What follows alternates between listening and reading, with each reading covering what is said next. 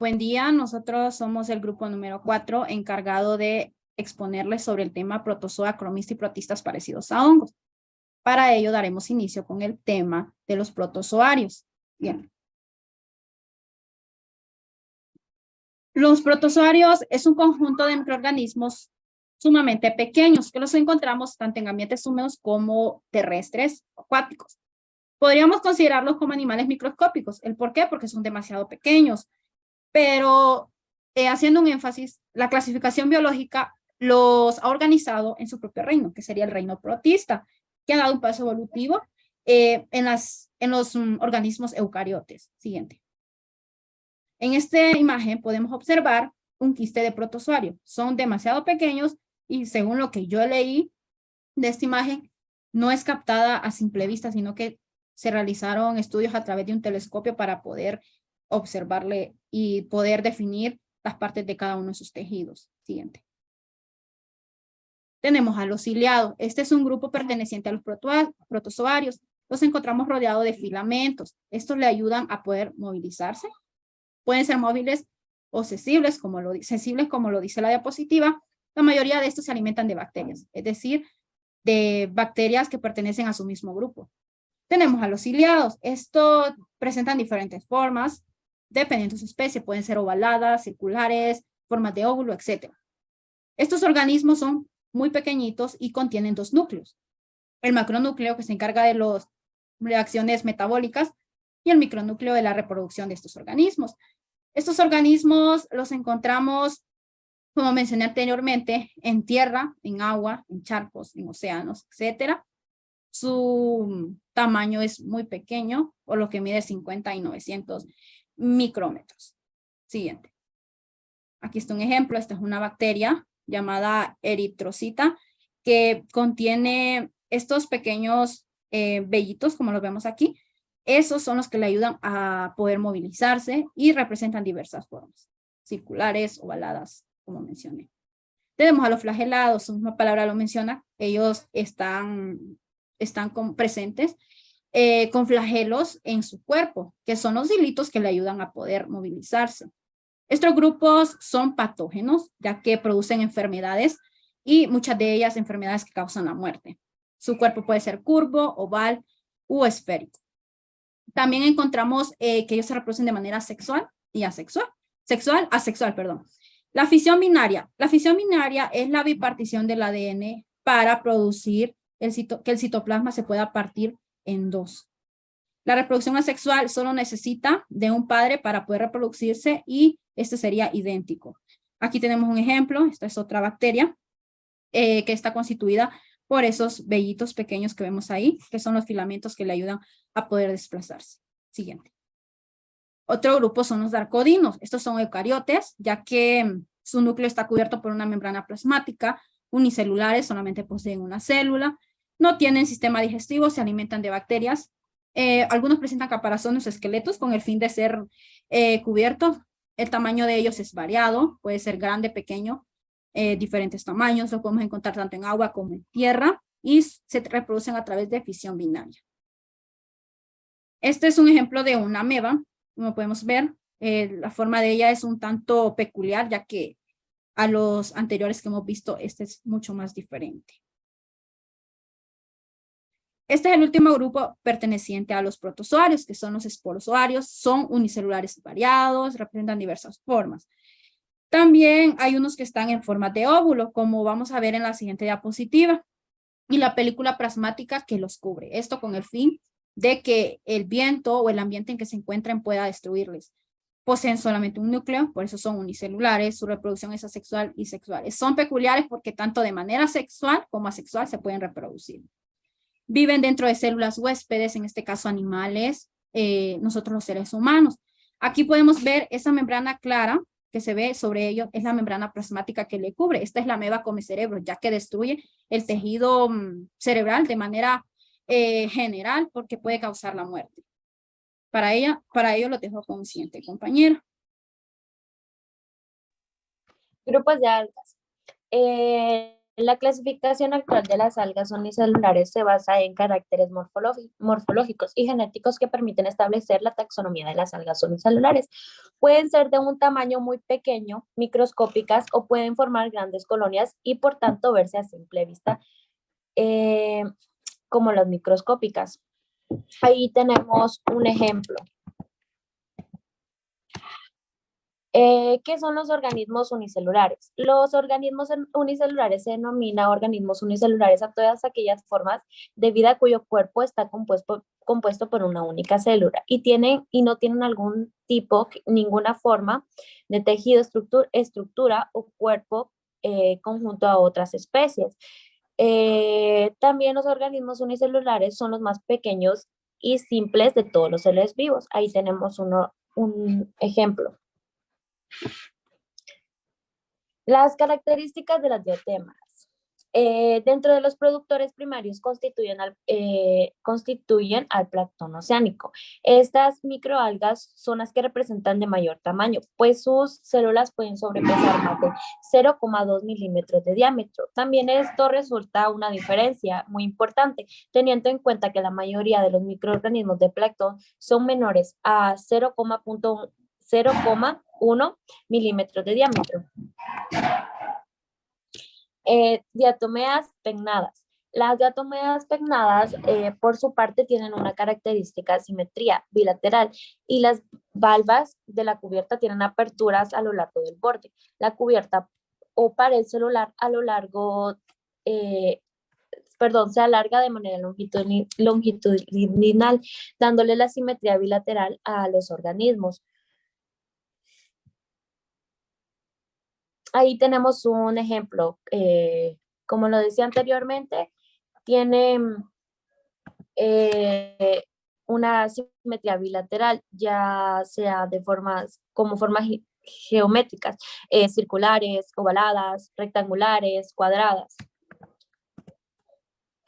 Características de los dinoflagelados. Hay especies que son autótrofas, capaces de sintetizar sus nutrientes a través de la fotosíntesis. Hay unos pocos heterótrofos, es decir, se alimentan de otros seres vivos. Hay algunas especies parásitas, como los pertenecientes a la clase Elobiopexia. Hay especies de vida libre y otras que forman colonias. Ahí tenemos unos ejemplos. Las características de las eugenias. Una de las características de la eugenia es la presencia del cloroplasto. Los cloroplastos ayudan a tener su propia fuente de nutrición y pues les ayudan a tener el color verde. Todas las eugenias están provistas de una especie tienen como una especie de cola llamado flagelado. Ahí podemos observar que es de forma ovalada y pues que al final pues presenta como la cola. Lo dejo con mi siguiente compañero. Bueno, a mí me toca hablar sobre los organismos pluricelulares. Un organismo pluricelular es aquel que está formado por varias células, como por ejemplo la medusa. Además, son organismos muy complejos y muchos van a presentar sistemas y aparatos muy diferentes, como por ejemplo un sistema nervioso o un aparato digestivo. Siguiente página. Aquí tenemos un ejemplo de un organismo pluricelular. Siguiente. En el caso del grupo de las algas rojas, vamos a poder tener organismos que van a presentar alguna estructura cilíndrica o tejidos o formas diferentes, y así como algunas estructuras son muy interesantes en su forma de reproducción, y también además hay un aproximado de unas 6.000 especies registradas. Una de sus características es que contienen clorofila A y pigmentos. Son fuentes de diversos polisacarios. Por esta razón es que predomina el color rojo en ella. Es importante en la formación de los sustratos coralinos, es decir, de los pigmentos de los arrecifes de coral. Siguiente página. Bueno, este es un caso de las diferentes formas que pueden existir y especies de las algas rojas. Siguiente página. Las algas verdes son grupos artificiales taxonómicamente incluidas en algunas divisiones como clorofitas o la división carofitas. Las algas verdes, a diferencia de las algas rojas y las algas pardas, predominan en aguas dulces o continentales. Apenas un 10% de las algas marinas, estas algas son marinas, perdón, además pueden encontrarse en lugares con poca luz, en estanques, lagos. También algunas pueden vivir afuera del agua cuando la marea baja. También las podemos encontrar en charcos de agua, y una de sus características es que poseen tan solo una célula y son eucariotas. Siguiente página.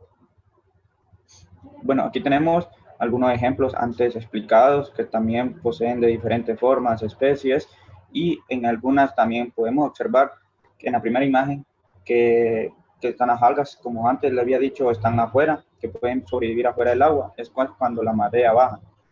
Siguiente página. Las algas pardas son exclusivas del agua marina. También tienen una vegetación en las costas rocosas. Las latitudes de ambos hemisferios son frecuentes en los mares fríos. La podemos encontrar en piedras, maderas, o incluso una de las más pequeñas pueden vivir sobre otras algas. Las algas pardas tienen varios usos. La podemos usar en la astronomía. También contienen un ácido muy potente, capaz de absorber grandes cantidades de agua, y también la podemos utilizar en los rubros textiles e insecticidas. Una de sus características es que son multicelulares y hay un aproximado de 1.500 especies. Siguiente página. Y aquí podemos observar las diferentes formas que existen de las algas pardas. Gracias. Dejo con siguiente compañero. Un placer el poder saludarles. Yo voy a dar continuidad a la exposición con lo que son los grupos de protistas parecidos a los hongos o grupos de protistas de tipo hongo. Se les llama así porque estas comparten muchas características similares con los hongos. Por ejemplo, tienen una pared celular, se reproducen mediante esporas y también son heterótrofas. El que sean heterótrofas quiere decir que no producen su propia fuente de alimento, sino que necesitan una fuente de alimento externa, así como nosotros la necesitamos. Por lo general, estas no presentan un movimiento, pero en alguna etapa de su vida pueden llegar a presentarlo. En la siguiente imagen podemos ver lo que se le llama como un modo de agua. Este es un protista de tipo hongo. Seguramente la fuente de alimento o de nutrición es un insecto que haya quedado atrapado entre esas rocas, y lo único que podemos observar de este tipo de protistas son sus filamentos delgados, nada más. También tenemos otro tipo de protista tipo hongo, que es la mixomicota. La mixomicota es un organismo multicelular, también llamado mixomiceto. Esta pertenece al reino del protozoo. Es un organismo bastante completo que cuenta con un aparato locomotor, es capaz de producir energía y también cuenta con un sistema reproductivo.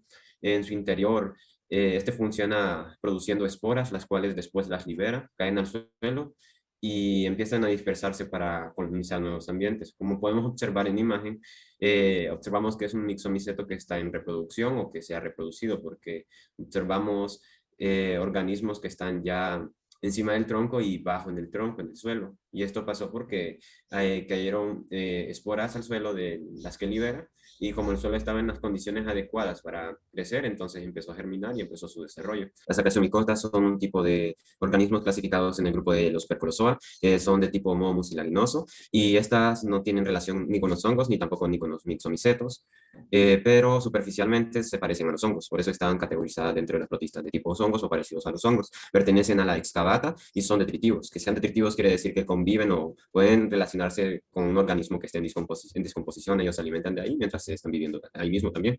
También se pueden alimentar de bacterias y otro tipo de microorganismos. Tenemos la omicota. La omicota es una protista filamentosa con una estructura bastante grande y esférica. También es superficialmente parecida a los hongos. Su estructura es grande y esférica porque le permite sostener lo que son los gametos femeninos. Esta puede llegar a englobar a lo que son saprofitas y también parásitos, e incluso vincula a lo que son plantas vasculares, que son de gran importancia o de bastante interés para lo que es la parte agrícola.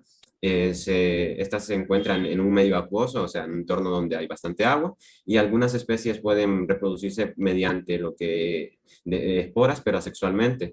Esto quiere decir que la manera de reproducción asexual de ellas es que producen esporas, al igual que los mixomicetos, y después las liberan, solo que estas las liberan por medio del aire.